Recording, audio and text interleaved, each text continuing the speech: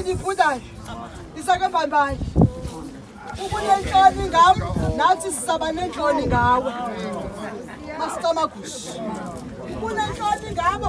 nabo sibafundi bazaba nenhloni ngawe sacamagushi ababumakhulu ke apha kafunga ababumakhulu apha mfondini namphethwa ngamadozo kodwa mfondi ndema masicamagushi sacamagushi baba